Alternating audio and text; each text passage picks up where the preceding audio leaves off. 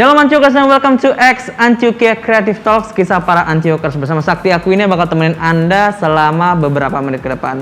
Antiokers, tiba saatnya kita ada di hari Selasa terakhir di bulan Juni 2021. Ini berarti kita akan segera mengakhiri rangkaian episode kita terkait ulang tahun GPD Antioquia yang ke-54. Dan karena hari Selasa terakhir juga harusnya yang paling spesial nih. Sebenarnya yang lain juga spesial, tapi ini cukup unik karena kita mengundang jemaat lama yang sebenarnya masih suka datang ke Antioquia, tapi sekarang juga melayani di gereja lainnya. Langsung saja, pasti semuanya sudah tahu karena beberapa minggu lalu Pak Gembala sudah bocorin nih siapa yang jadi narasumber. Langsung saja, ini dia Bapak Pendeta Pratitisno atau yang saya panggil dengan Om Titis. Ini dia. Halo Om Titis, selamat malam. Selamat malam. Terima kasih, Tuhan berkati sudah mengundang saya pribadi.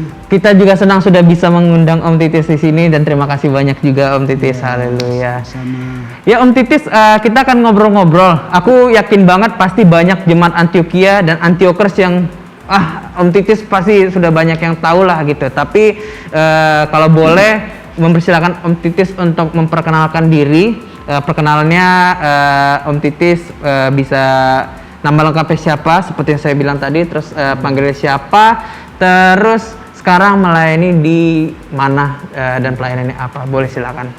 Ya. Baik, selamat malam Bapak Ibu, saudara-saudara yang dikasihi Tuhan. Pada kesempatan ini pertama-tama saya menaikkan puji dan syukur kepada Tuhan Yesus Kristus yang telah mengasihi kita. Dan saudara, bahwa kesempatan ini bagi saya untuk membagikan pengalaman yang pernah saya alami di gereja Antioquia ini. Jadi dalam rangka ulang tahun yang ke-54 ini, saya pribadi dan keluarga serta jemaat yang kami layani di Kalibata City mengucapkan selamat ulang tahun yang ke-54 dan juga selamat ulang tahun bagi Bapak dan Ibu Gembala, Bapak Pendeta Yudi Murid dan Ibu Maudi yang juga berulang tahun yang keempat dalam pelayanannya. Puji Tuhan. Saya perkenalkan diri saya, nama saya Pratitisno. Hanya satu kata, terdiri dari 10 huruf. Puji Tuhan, ya, jadi mudah untuk diingat, tapi seringkali banyak orang salah. Oh, gimana Om? Yaitu dengan nama saya ini. Ya, karena mungkin karena singkatnya itu. Jadi banyak yang keliru ya gitu. Tapi kalau yang sudah terbiasa ya itulah nama singkat Pratitisno, ya kan. Memang kalau di Jawa Timur biasanya seperti itu. Jadi Pratitisno, ya kita tahu nama-nama yang lain yang kita kenal di negara kita, pejabat-pejabat juga namanya pendek-pendek ya, di Jawa Timur. Puji Tuhan. Jadi saya perkenalkan diri, nama saya Pratitisno, lahir yaitu di Malang tahun 10 November 1959. Jadi saya sekolah minggu di Pujon, ya, Malang. Lalu ke mana tuh? Setelah di Pujon, saya pindah ke meneruskan sekolah SLTA di Jember, ya, di Jember. Jadi setelah dari Jember baru saya ke Jakarta. Jakarta. Ya, ke Jakarta. Langsung saya tinggal bersama dengan kakak saya yang nomor 3, yaitu Bapak Daniel Kristriono yang tinggal di Taman Mini, ya, dekat Taman Mini sana. Dan dulu adalah jemaat di sini. Jemaat di sini sebagai pemuda, ya, sebagai pemuda. Setelah itu, ya, saya ikut karena saya tinggal satu rumah Jadi saya ikut ke gereja sini. Oke, jadi itulah ceritanya bisa Iya, bergereja di iya, Antioquia ini. bisa Ya. gereja di Antioquia. Luar biasa. Ya, Iya. pertama-tama terima kasih sekali lagi Om Titis untuk sudah mau berbagi dan bisa hadir ke sini. Kita akan ngobrol banyak dan saya akan tanya-tanya banyak nih karena memang penasaran juga karena beberapa episode sebelumnya banyak yang udah nyebutin nama Om Titis harus diundang, Om Titis harus diundang. Tante Jane, Iya. Oma Bea, itu semua Iya. pengen Om Titis ada di sini. Seperti yang Om bilang tadi, lahir di Malang ya Om ya? Iya, lahir Malang di Malang. terkenal dengan apa itu Om? Malang itu terkenal dengan apel ya. Wah, apel. Wah, apel. Apel. Enak-enak di sana apelnya, men. Dan Wah, enak. wah. Jadi memang apel bunga dulu ya. Gitu. Oke, luar biasa. Ya, Om Titis bersama Tante ya. Sekarang anaknya ada berapa, Om? Anak saya 2. Yes. Perempuan, dua-duanya. Yang pertama bernama Yunike Christina Pratisia, Yes. dipanggil Tisha. Dia sekarang sudah mengajar ya di SMP Penabur Serpong. Oke.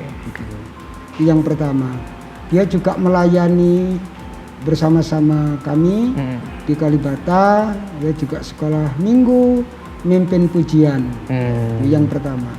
Terus yang kedua itu bernama Stefani Dwi Handamari, dipanggil Mari. Mari. Ya, Mari. Dia juga pemain keyboard di Yes. gereja dan juga memimpin pujian dan juga dia ikut kegiatan di pemuda. Iya. Pemuda di DKI ya. DKI. Karena Mari itu sebenarnya sejujurnya kenal saya dan saya kenal Mari. Jadi kita juga sering kalau ketemu, Iya, makanya iya. omnya aja yang memang kadang kalau ngeliat saya ini siapa ya gitu. Tapi kalau sama Mari itu benar-benar kan dia suka ikut yang Iya. pemuda yang DKI dan DKI, iya, iya. Jakarta Selatan kurang lebih Jakarta seperti itu ya, Om ya. Jadi memang Om Titis bersama istri dan juga anak-anak juga melayani Tuhan ya, Iya, intinya untuk kemuliaan nama Tuhan juga. Om, infonya kan Om seperti yang bilang tadi pelayanan di GPD Anugerah di Kalibata City seperti Om ya, dan masih ya sampai sekarang Iya, dan akan masih terus sampai sekarang. sampai seterusnya sampai Tuhan Yesus panggil ya. Iya. Tapi saya juga dapat informasi bahwa ternyata Om juga punya jabatan sebagai Biro Penelitian dan juga Pengembangan ataupun Iya. Litbang di MD GPD DKI Jakarta. Iya. Kurang lebih bertanggung jawab untuk apa itu Om? Memang sepertinya cocok ya bagi saya gitu. Wis. Karena terus terang kepercayaan ini bagi saya itu saya sendiri tidak cari ya, dipercayakan gitu.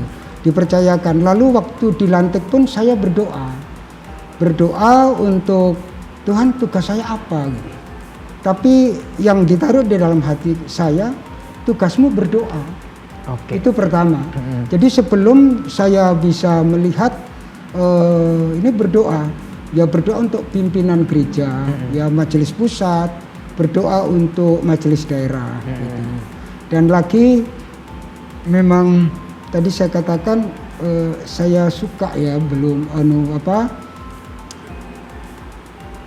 mengikuti para pimpinan Roh Kudus itu untuk ya itu tadi memberitakan Injil gitu. Oh. Jadi saya senang dengan pengembangan gitu.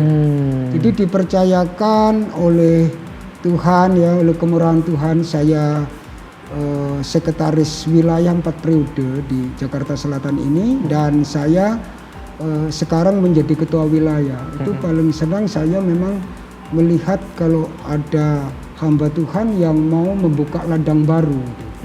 Jadi saya memang suka dengan pengembangan ya. Oke. Itu pengembangan untuk pelayanan ya yang ada. Oke.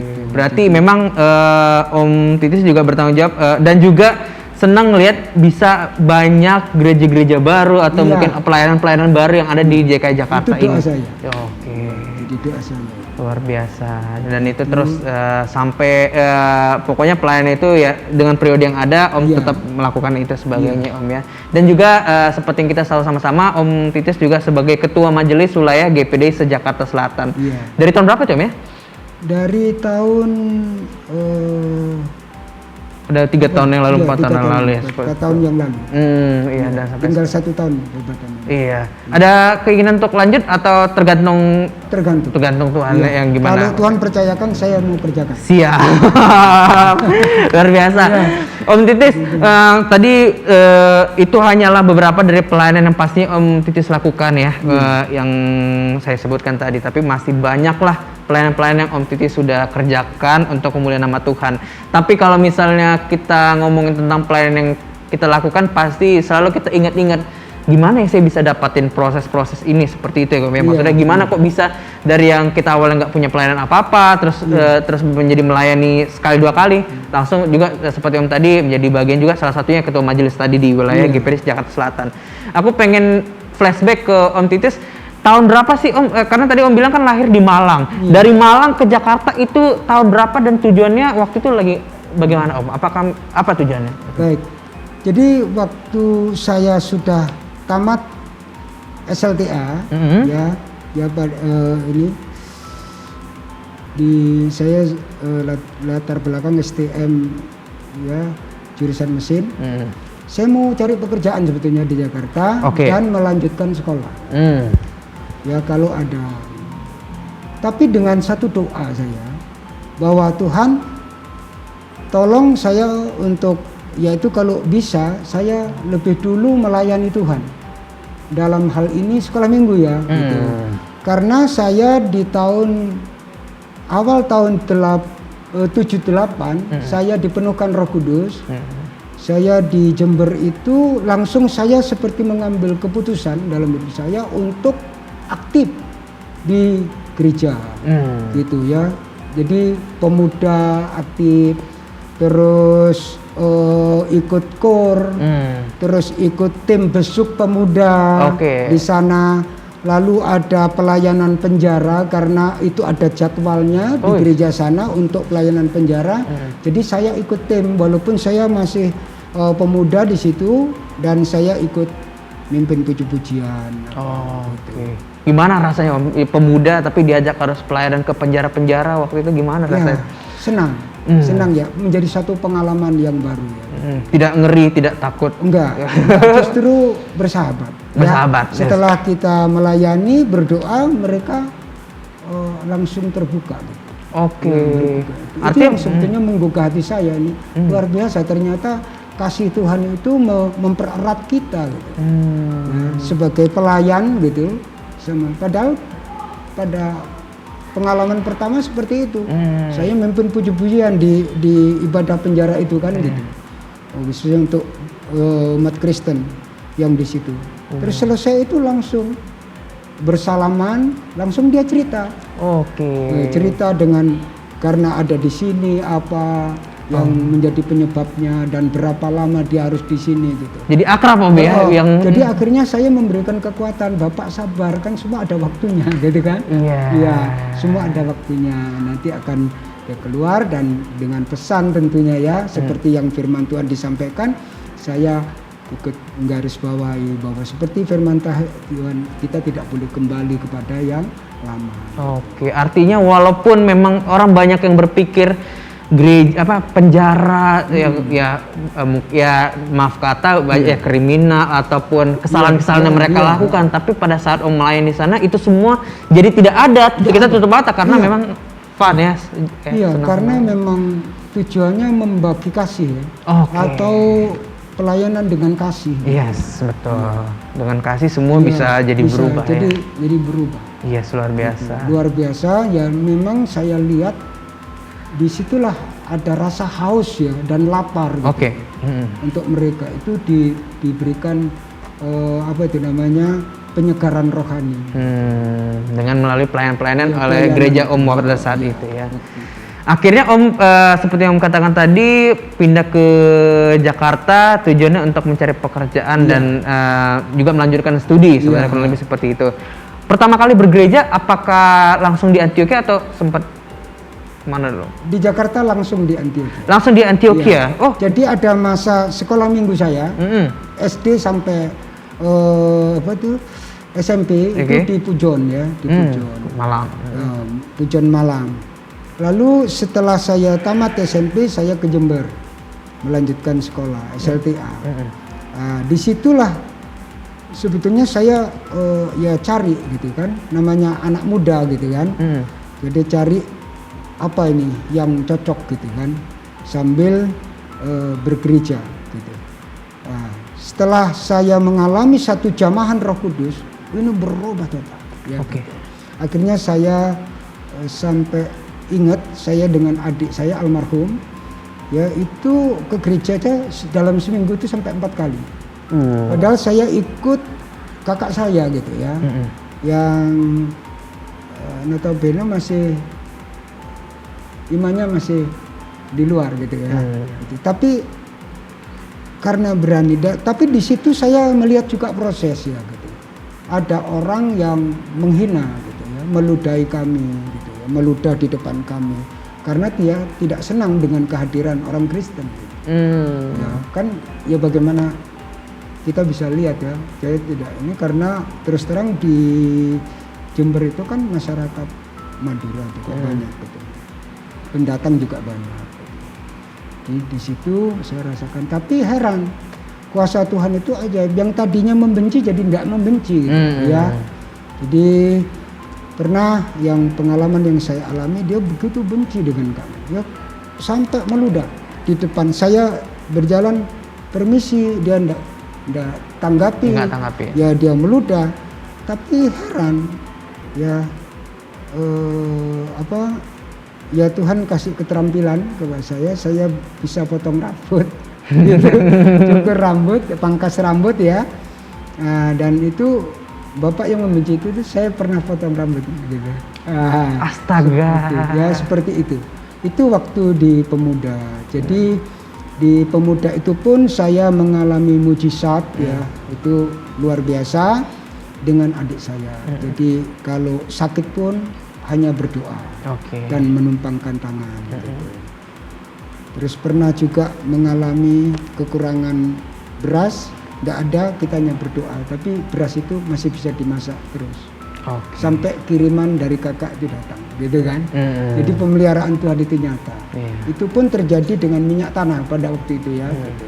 Tahun 77 sampai tahun 80 ya, karena saya kena perpanjangan karena pergantian menteri waktu itu. Ya, dari dulu kalau kenaikan dan kelulusan itu kan akhir tahun ya, tapi begitu ganti menteri pertengahan tahun. Gitu. Jadi kena sedikit yaitu masa perpanjangan itu setengah tahun. Ya, gitu. Ya, itulah pengalaman yang. Tapi itu ya maksudnya. Seperti yang bilang keterampilan memotong rambut itu kan maksudnya hal yang sepele mungkin orang yang potong rambut ya kenapa sih, tapi dengan salah satu cara itu juga bisa jadi yang tadi ya kita jadi tidak akur dengan orang lain seperti yang Om sampaikan tadi, malah ya Om pernah potong rambut dia juga gitu, artinya dari situ bisa memberikan kasih dia motong rambut itu ya. Itu saya juga heran. Akhirnya ini berubah, saya tidak tahu karena ya memang juga melalui TV pemerintahan almarhum Bapak Soeharto ya kalau gitu ya, waktu itu dia juga ya kita sesama bangsa ini untuk saling menghormati gitu. Jadi Bapak ini saya lihat berubah gitu, pada akhirnya berubah, jadi kalau ada makanan itu panggil saya gitu. Ya panggil nama saya, terus ketuk-ketuk pintu, kasih mangga gitu kalau panen mangga dan sebagainya. Dia yakin kayak jadi di situ saya bisa mengambil kesimpulan bahwa Tuhan menyertai kita. Ya, gitu. Dimanapun kita berada, Tuhan tetap setia untuk memimpin kita. Nah, kejadian-kejadian yang banyak tadi yang di Malang tadi Om ya, sehingga akhirnya ke Jakarta. Waktu itu seperti yang bilang pertama kali gereja langsung di Antioquia ya, ketika pindah ke Jakarta. Waktu itu yang ngajak siapa Om? Yang ngajak saya itu ya kakak saya yang nomor 3, Pak Daniel Kristiono itu dulu pemuda sini gitu. Ya dia lebih awal. Dia berangkat ke Jakarta kalau nggak salah tahun 77. Ya dia kerja di Astra. Lalu membawa saya dipanggil untuk ke Jakarta. Gitu. Terus dengan kerinduan saya juga untuk bekerja dan yaitu meneruskan sekolah. Sekolah. Oh, Om Triyono ya, Om ya. Iya, Om Triyono Om ngajakin Triyono. Om Iya, Titis ya ke Titis sini. jadi ke gereja sini. Jadi Iya. aktif saya di pemuda.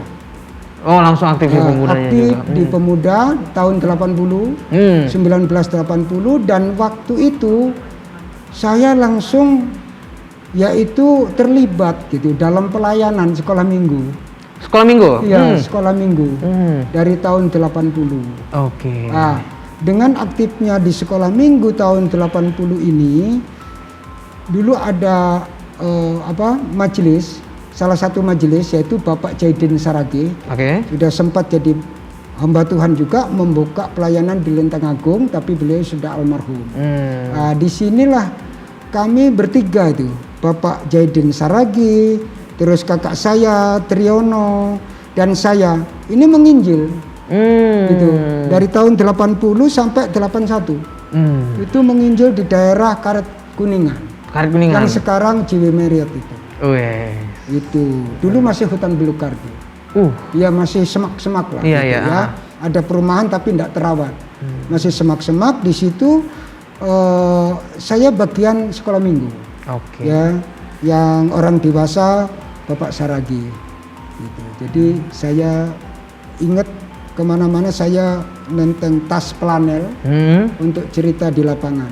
Oke.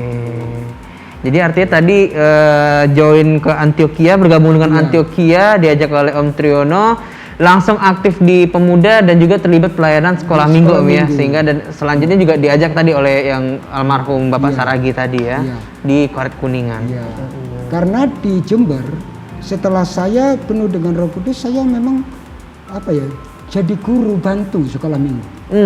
Jadi karena banyak ada kelas-kelasnya dan ada guru gitu.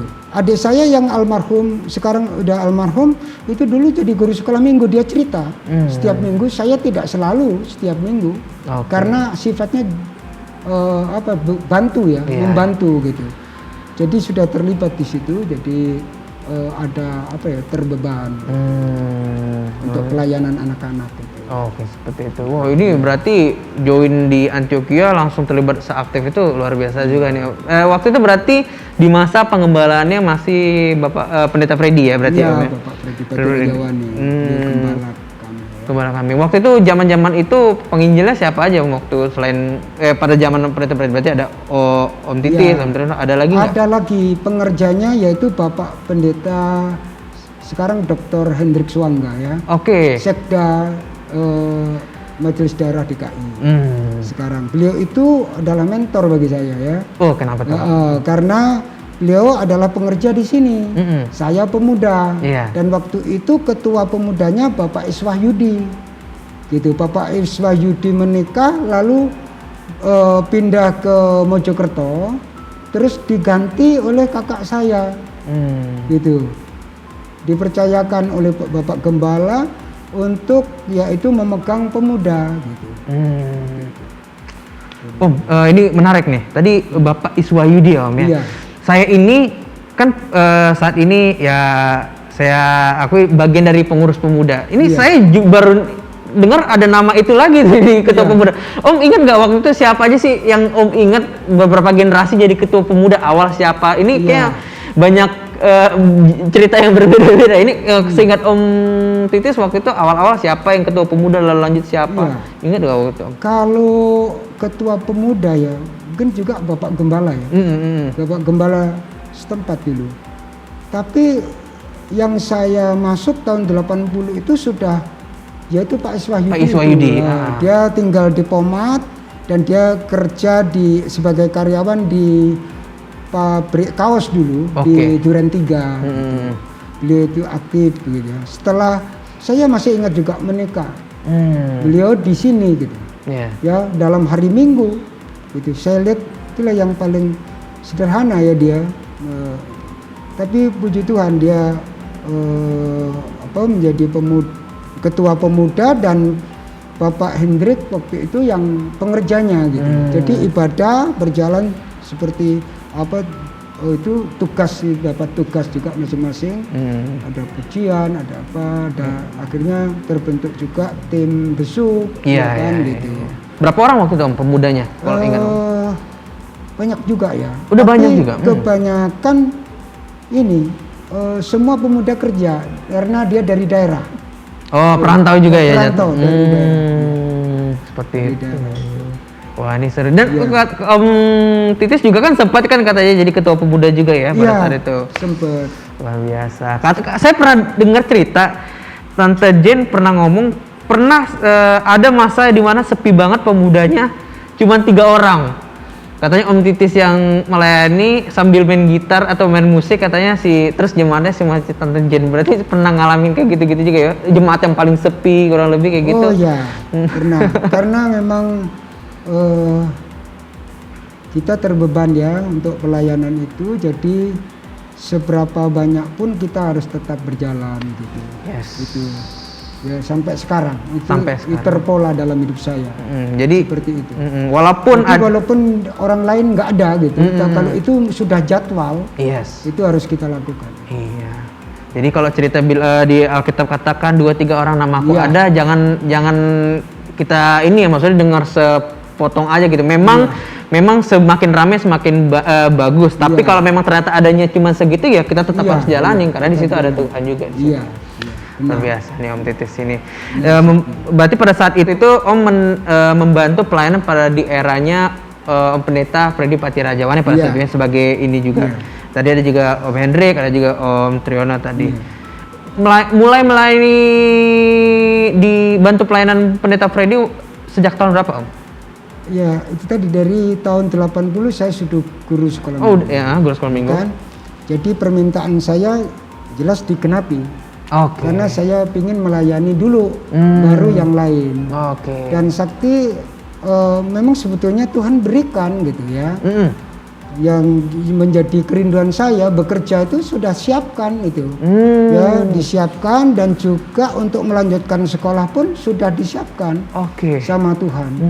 Saya tinggal menjalani, Yes. tapi puji Tuhan ya, saya berdoa waktu itu, ya saya minta lagi Tuhan untuk peneguhan itu, karena sementara saya di pemuda sini di Antioquia ini juga, terus saya merasakan bahwa panggilan itu ada gitu loh, panggilan untuk jiwa-jiwa itu kan gitu. Terus akhirnya saya minta Tuhan, agar Tuhan tunjukkan yang mana gitu. Yang pertama justru ya saya minta melayani Tuhan. Oke. Dan itu yang saya berdoa waktu itu hari Selasa jam 4 pagi ya, saya berdoa, lalu hari Selasa itu jam 7 selesai ibadah rayon di Otesta, di rumahnya Bapak Sanjaya almarhum, sekarang udah almarhum. Itu waktu itu Pak Gembala Om Freddy merangkul saya. Oh Titis, katanya ada kerinduan sekolah Alkitab ya, tunggu dulu 1 tahun. Nah, dari situlah saya mulai menyerahkan hidup saya untuk mengikuti pelayanan baik Om dan Tante di sini. Ya, TC. Jadi sebelum masuk sekolah Alkitab. Jadi saya TC kurang lebih 1 tahun. Iya. Itulah ceritanya, bagaimana bisa ya. Wah, berarti ada dukungan dari Bapak Pendeta Freddy juga waktu itu kepada Om untuk sekolah itu biar supaya bisa ikut pelayanan. Karena terus terang kan, kalau GPD kan dengan berjalan dengan iman, nanti sponsor itu pasti datang gitu. Betul. Dari Tuhan ya. Iya, luar biasa. Lewat yang digerakkan. Iya, seperti yang bilang tadi, berarti apa yang mendorong Om untuk melayani dan terpanggil menjadi pendeta itu tadi ada panggilan Roh Kudus saja ya, merasakan pada saat itu ya. Luar biasa. Dan Om melakukan itu walaupun makanya yang seperti yang kita sama-sama tahu, Om melayani di Antioquia, menjadi hamba Tuhan di sini, menjadi pendeta, terus berlangsung hingga sampai Om membuka pelayanan baru, itu menjadi pendeta ataupun menjadi gembala di GPDI yang bukan Antioquia, yaitu di GPD Anugerah Kalibata City. Menjadi gembala waktu itu sejak tahun berapa Om? Menjadi gembala di GPD Antioquia ini sebetulnya bukan saya yang membuka ya. Tapi di Kalibata itu dulu ada gereja. Oke. Di mana itu, di belakangnya stasiun sekarang. Nah, itu ada gereja. Oke. Bapak gembalanya almarhum sekarang ya, tapi udah melayani di Amerika, Bapak Pendeta Yakob Doang atau Yakob Siwi gitu. Terus di situ kena gusur karena semua tanah DKI harus kembali, kan gitu kan, tidak salah. Dan ada di situ, lalu Bapak itu bergabung kalau tidak salah 2 tahun dengan GPDI Antioquia. Gitu. Jadi setelah itu beliau pindah ke Amerika. Berarti pelayanan untuk GPDI di Kalibata kosong. Terus Bapak Freddy waktu itu membuka rayon, membuka rayon, yaitu di keluarga Risakota, keluarga besar ini Risakota. Terus setelah buka rayon waktu itu, yaitu dibentuk ada bendaharanya gitu ya. Bendaharanya masih ada di tempat ini, Ibu Chandra itu. Ya, terus akhirnya pelayanan ini diserahkan kepada kami ya tahun 1951. Diserahkan, dan waktu itu kami layani setiap hari Senin, sebulan sekali. Lalu meningkat hari Senin sebulan 2 kali. Ya, yang hadir adalah keluarga besar Ibu Risakota, Sarja Risakota almarhum. Jadi di situ kami coba tekunin, terus kira-kira dapat 1,5 tahun saya berputar-putar di daerah situ. Ada ketemu lagi satu keluarga, yaitu Bapak Sengke Kembuan. Dan waktu itu bertanya, loh ini kok Burtitis ada di sini? Iya, ada apa ini? Kok keliling-keliling di sini? Saya bilang saya cari jiwa, karena saya dipercayakan untuk melayani di sini. Loh, kalau begitu di mana pelayanannya di rumah ini keluarga Ibu Sarja Risakota? Kenapa di kami terbuka? Gitu. Silakan di tempat kami. Gitu. Jadi tempat itu saya minta tanda, Tuhan, kalau sekarang tempat sudah Tuhan berikan, yaitu saya minta ada jiwa-jiwa yang dibaptis, gitu ya. Waktu itu awal ada dibaptis sekitar 5 jiwa, gitu. Jadi berarti ini Tuhan kasih tanda bahwa pelayanan di sini.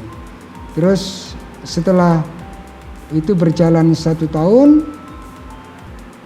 kami harus bergumul lagi tempatnya, kan harus pindah-pindah ya. Gitu.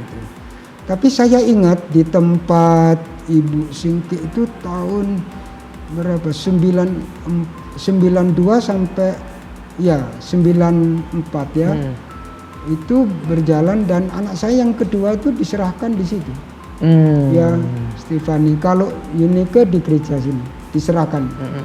Jadi Bapak Gembala dan Ibu hadir waktu itu di pengadekan 4 ya, dan didoakan anak saya yang nomor 2.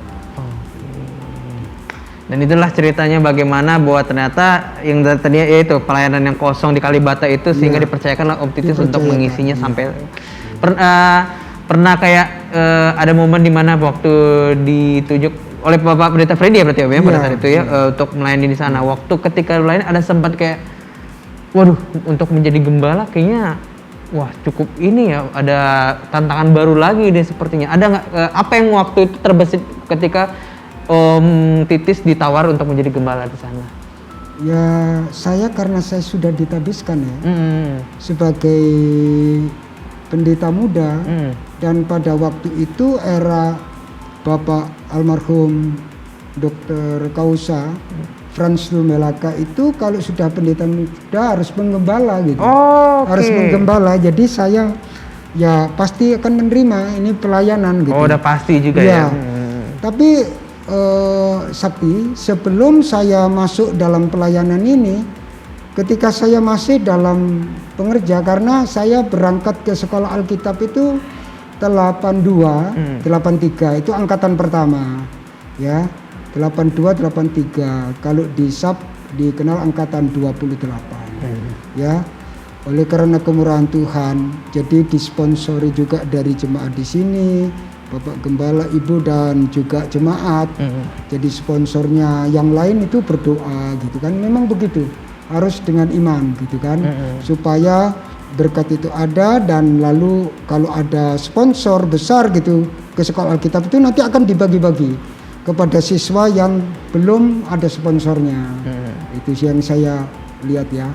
Terus saya 83 kembali. Nah, kembali menjadi pengerja. Karena saya memang minta kembali waktu itu.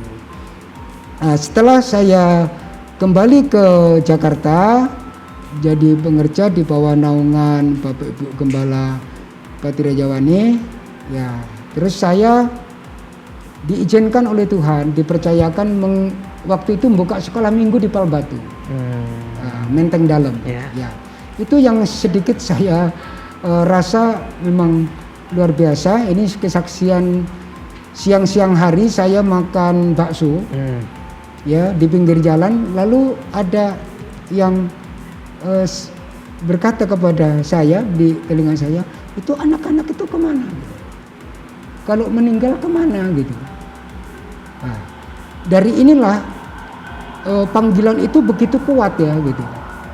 Terus suara itu menjadi terus mendorong saya seperti begini, loh, kamu sudah diselamatkan, orang lain harus diselamatkan gitu. Kalau kamu sudah diselamatkan, orang lain harus diselamatkan, ya gitu. Akhirnya ini terdorong dalam panggilan ini, dan Tuhan izinkan kalau Tuhan mau ya saya turun waktu itu, terus bertanya satu rumah. Di rumah itu Tuhan tunjukkan keluarga Kristen. Ya, masih ingat saya namanya Bapak Domingus Pikal, dan dia adalah om dari petinju Elias Pikal. Wah. Nah, di situ anaknya 3. Terus dia tanya, Bapak siapa? Saya pendeta. Ya, walaupun PDP ya, pendeta pembantu namanya kan gitu. Terus Bapak siapa? Saya pendeta. Bapak mau apa? Saya bilang saya mau buka sekolah minggu. Di situ ada komplek besar punya Bapak Haji Nafis, ratusan rumah, tapi dari Gedek semua. Dari Gedek. Jadi saya melayani di situ dari 7, 10 terus ya gitu. Di situ terus akhirnya waktu kira-kira anak-anak sudah mencapai 30-an, waktu itu ibu-ibunya bertanya, loh, katanya, Om, masa hanya anak-anak yang dilayani? Orang kami juga mau dong. Saya tanya, Ibu mau? Mau, ya oke. Terus saya putuskan hari Senin waktu itu, ya, saya melayani. Jadi semua ini atas pimpinan Tuhan. Itu sebabnya Sakti kok kenapa sih Om Titis pilih GPD Anugerah gitu juga ini di Kalibata. Ini kan semua pemberian Tuhan. Betul. Jemaatnya Tuhan, dan kami tidak pernah bayar. Dari satu tempat ke tempat yang lain itu, ya, selama ini kayak orang bergerilya aja di situ, tapi semua itu cara Tuhan gitu. Karena ini pelayanan Tuhan, ini pekerjaan Tuhan, milik Tuhan, dan saya hanya melakukan tugas yang Tuhan percayakan. Betul. Nah, akhirnya Tuhan percayakan saya ikut di sini tahun 82 praktek, dari 83 itu terus praktek. Jadi kembali 85, 86 ke Sekolah Alkitab Batu Malang. Ya, angkatan 31 waktu itu ya. Jadi saya kembali ke sana, tapi dalam kurun waktu ini ada beberapa pelayanan yang Tuhan percayakan, yaitu di Jalan Halimun. Ya, ada sekolah minggu, ada pemuda, dulu ada yang membantu, yaitu namanya Bapak Dr. Lestarigan, yang beliau adalah kepala sekolah TK dulu. Ya, Ibu Gembala tahu persis pasti. Ya, itu terus ibunya kan kepala sekolah. Jadi dia ibu ini yang menghimpun anak-anak. Yang memanggili dari rumah ke rumah, dikumpulin di rumahnya satu keluarga yang sudah ikut jemaat sini. Dan disitulah pelayanan itu, dan saya lihat memang jiwa-jiwa itu haus dan lapar ya. Gitu. Jadi menginjil tetap ke ini. Jadi terus berjalan sesuai mengalir aja dengan pimpinan Roh Kudus. Iya. Kemana Roh Kudus mau, dan disitulah saya bisa bersaksi untuk mempermuliakan dan membesarkan nama. Iya, sehingga hari ini pun Om mau bersaksi buat X juga, ini juga suatu hal yang luar biasa supaya bisa banyak jemaat yang terberkati. Om kan seperti yang dikatakan tadi 91 ditunjuk untuk melayani di Kalibata di Anugerah.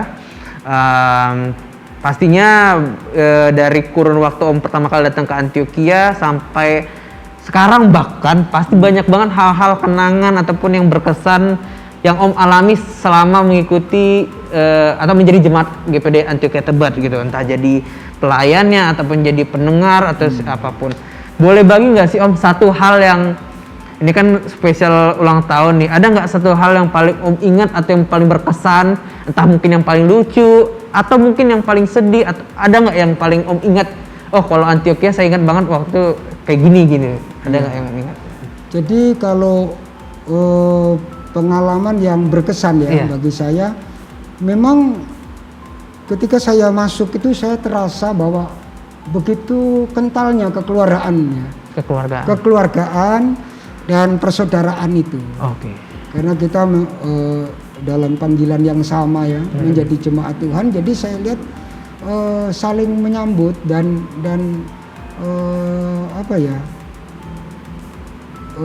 antara tua dan muda itu juga begitu akrab gitu ya. Saya lihat sampai sekarang rupanya masih terpelihara itu. Masih. Iya, begitu kan ya. Jadi itulah yang bisa Om rasakan bahwa Antioquia Om selalu ingat bahwa kekeluargaannya. Iya. Tidak ada jarak muda tua, dari kasta apa ke kasta yang mana, tidak ada sama sekali. Ada. Jadi itu yang saya terkesan. Dan kalau dalam ibadah itu tahun 80 sampai 82, karena setelah Agustus 82 kan saya pergi ke Beji Batu Malang untuk sekolah Alkitab. Tapi saya lihat di sini Roh Kudus bekerja. Oke. Ya, Roh Kudus bekerja begitu rupa gitu. Kerinduan dari teman-teman pemuda pada waktu itu ya, begitu luar biasa. Dan saya melihat juga bahwa memang kami terus terang, walaupun boleh dikata ya tanda kutip pas-pasan gitu, anak-anak muda, tapi dia ikut terus kegiatan. Karena saya kalau tidak salah Bapak Patira Jawani dulu sekretaris pemuda DKI gitu di tahun-tahun itu. Jadi kemana ada gereja gabungan, ke mana itu Manggarai kami pergi, ke Palbat Batu Ceper Jakarta Pusat kami pergi, ke Ketapang kami pergi. Karena ketuanya kalau tidak salah Bapak Paul Rungkat, dan sekarang beliau adalah gembala di Singapura. Ya, Bapak Patira Jawani sekretarisnya. Jadi kami mau nggak mau ngikutin pimpinan ini, ikut gitu kegiatan. Itu perlu juga ini. Jadi ya istilahnya ketularan juga gitu. Ketularan gitu. Ya, ketularan anugerah Tuhan itu untuk kami melihatkan kalau kita berkumpul bersama-sama kan kita belajar banyak di situ. Betul. Ya, kita bisa menimba pengalaman orang lain, kita juga bisa membagikan. Betul. Ya. Wah, ini aja udah ya tadi kekeluargaan, terus pengalaman-pengalaman ikut ke kapten atas kemana, ajudan semua ikut, bahasanya ajudan, semua kita ikut untuk kemanapun ditunjuk. Ini kalau misalnya ditanya hal yang paling berkesan, pastinya nggak sedikit ya Om ya, Om pasti banyak banget ya, banyak yang bisa Om bagikan. Tapi itulah salah satu yang bisa Om bagikan, yang paling titik tadi adalah kekeluargaan itu, dan semoga sampai seterusnya kekeluargaan di Antioquia bisa seperti ini. Amin. Oke, Om, kita sudah ngobrol-ngobrol banyak, dan ini spesial juga karena Om Titis sudah mau mengorbankan waktunya untuk ada di sini, dan tiba saatnya kita akan menutup program ini, Om. Jadi sebelum menutup kita selalu ada yang namanya closing statement ataupun pernyataan penutup. Jadi aku mungkin minta dari Om Titis mungkin boleh menyampaikan, karena spesial ulang tahun Antioquia, ada nggak sih harapan Om Titis untuk pribadi, untuk keluarga juga, terus ada nggak harapannya untuk seluruh siapapun yang ada di GPD Antioquia, baik gembala, jemaat dan semuanya. Dan yang terakhir kalau boleh Om mengucapkan ulang tahun untuk Antioquia yang ke-54. Iya. Boleh Om, siap. Baik. Silakan Om. Jadi apa itu namanya? Saya merasakan ya bahwa Tuhan menyertai, memimpin ya dari langkah demi langkah yang saya jalani, baik bersama dengan GPDI Antioquia dan juga setelah saya juga boleh yaitu dipercayakan oleh Tuhan melayani. Tuhan ini begitu nyata, dia tidak pernah tinggalkan kita, dia tidak pernah tinggalkan kita ya, tidak, selalu menyertai kita. Puji Tuhan. Jadi untuk harapan saya secara pribadi dan keluarga, saya rindu yaitu tetap setia iring Tuhan ya. Itu aja, karena memang yang Tuhan Yesus mau kan semua jemaat siapapun setia, bahkan setia sampai mati, karena akan memperoleh mahkota kehidupan. Jadi di situ diberikan kesetiaan dan itu dapat kita lakukan karena memang teladannya adalah Tuhan Yesus sendiri dan juga apa itu namanya Roh Kudus memberikan buah kesetiaan dalam hidup kita. Jadi pasti Tuhan memberikan kemampuan kepada kita. Kalau kita mau, pasti ada jalan keluarnya. Tuhan selalu bimbing kita. Jadi itu kerinduan dari kami ya, termasuk ya sekarang tante juga melayani full ya setelah 4 tahun 5 tahun yang lalu pensiun gitu, sekarang sudah pelayanan full mendampingi Om Titis. Nah, jadi kami komitmen seperti tadi sebetulnya firman Tuhan tadi siang dalam Yosua 24 ayat 15. Jadi kami dan keluarga akan tetap setia beribadah kepada Tuhan. Itu kerinduan dari pribadi saya. Tapi untuk Antioquia, kerinduan saya biarlah tetap semangat dan berapi-api dalam melayani Tuhan dan tetap kompak ya, tetap kompak bersatu gitu ya. Karena kerinduan Tuhan seperti itu. Jadi untuk tetap satu dan juga persaudaraan ya, seperti yang saya alami tahun-tahun yang lalu. Kalau ini tetap terpelihara, maka kita akan menjadi gereja yang kuat ya. Karena kalau kita bersatu akan banyak hal yang kita dapat lakukan. Tapi kalau sendiri ya agak sulit ya gitu kan. Sama dengan ibarat sapu itu, kalau satu ikat itu bisa nyapu halaman bersih gitu. Tapi kalau satu lidi kan kapan bersihnya gitu kan, lama gitu ya. Tapi kita yang penting ada kemauan dari setiap pribadi itu untuk terus bertumbuh di dalam iman ya, tetap setia kepada Tuhan.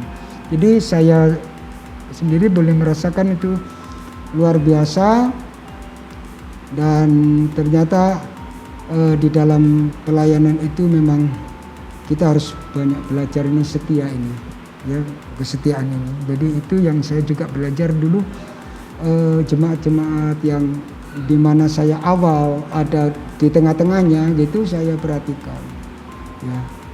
Memang terus terang di kalangan GPDI kan tidak banyak yang terpandang ya gitu, tapi Tuhan mengasihi manusia seisi dunia ini gitu. Dan Tuhan bisa memakai yang tidak berguna menjadi berguna, yang tidak berarti menjadi berarti gitu. Karena kalau kita ada di dalam tangan Tuhan, hidup kita ini menjadi berarti karena penebusan darah Yesus di dalam kehidupan kita. Jadi itu harapan saya di hari ulang tahun yang ke-54 ini, GPDI Antioquia kiranya semakin kuat maju dan semakin yaitu mengasihi Tuhan dan selalu bersama-sama melayani Tuhan. Dan saya percaya Tuhan memberkati dan juga tidak lupa mengucapkan yaitu selamat ulang tahun yang keempat untuk Bapak Gembala yaitu Bapak Yudi Murid dan juga Ibu Maudi Murid ya. Terus berjuang bersama dengan Tuhan sampai Yesus datang kembali. Puji Tuhan. Puji Tuhan. Iya, karena kebetulan juga Bapak Pendeta Yudi dan Ibu Pendeta Modi 2017 ya dilantik sebagai gembala di tempat ini, dan berarti sudah 4 tahun. Om Titis, terima kasih banyak sudah ngobrol-ngobrol kita pada malam hari ini. Sebelum kita menutup, biasanya Om di program ini saya akan menutup dengan doa. Tapi kalau misalkan boleh minta izin untuk Om Titis, boleh untuk menutup program kita pada malam hari ini dan juga mendoakan Antiokers yang sudah menonton kita pada malam hari ini. Silakan Om Titis. Baik, terima kasih untuk kepercayaannya. Mari kita bersama-sama berdoa. Bapa di sorga, di dalam nama Tuhan Yesus Kristus Juru Selamat kami, Tuhan yang adalah Kepala Gereja, terima kasih Tuhan untuk anugerah-Mu pada malam hari ini. Kami boleh ya Tuhan sedikit untuk membagikan pengalaman yang kami alami bersama dengan Tuhan ketika kami bersama-sama berjemaat di Gereja Pantekosta di Indonesia, Jalan Profesor Supomo 47A ini Tuhan, yaitu GPDI Antioquia. Saat ini yaitu sudah memasuki tahun yang ke-54. Tuhan, ini adalah pekerjaan-Mu, ini adalah jemaat-Mu ya Tuhan. Kami percaya bahwa Tuhan akan selalu melindungi, menjaga dan memelihara dan membawa gereja-Mu ini semakin hari semakin yaitu diberkati Tuhan, dan semakin yaitu memuliakan dan membesarkan nama-Mu di pelayanan mereka. Sekalipun kami masih ada di dalam masa pandemi Corona-19 ini, tapi Roh Kudus akan memampukan kami berkarya, dan Engkau juga melindungi jemaat-Mu Tuhan dari segala yang jahat, sebagaimana doa-Mu Tuhan Yesus, bahwa kami masih ada dalam dunia ini dan Bapa akan melindungi dari segala yang jahat, supaya kami boleh tetap yaitu beribadah kepada Tuhan dan tetap berkarya untuk kemuliaan dan kebesaran nama-Mu. Terima kasih Tuhan untuk acara yaitu talkshow ini. Tuhan sudah pimpin dan menyertai banyak hal sebenarnya yang kami alami dan nikmati bersama dengan Tuhan. Tapi dengan keterbatasan waktu ini, kami bersyukur Tuhan buat kasih karunia-Mu. Engkau ada menyertai kami dalam wawancara talkshow ini dari awal, pertengahan sampai kepada akhir acara ini.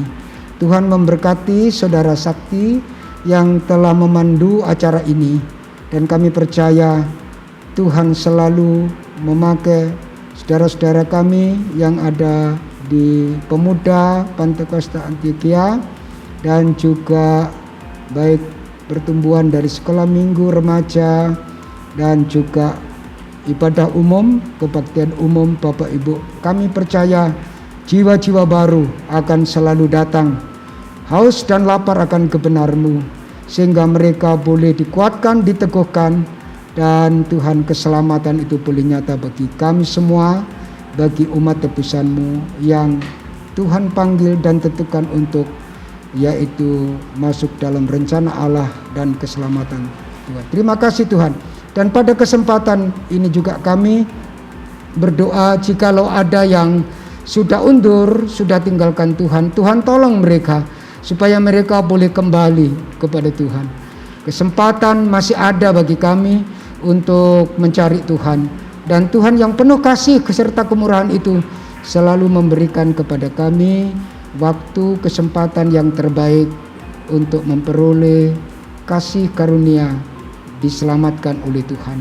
Terpujilah nama Tuhan kekal selama-lamanya. Kami mengucap syukur dalam nama Tuhan Yesus Kristus kami berdoa.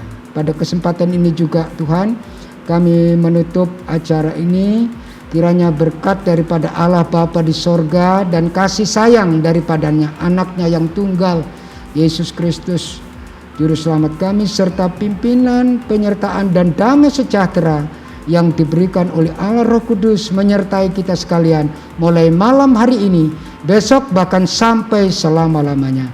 Kami mengucap syukur di dalam nama Tuhan Yesus Kristus kami berdoa. Haleluya. Amin.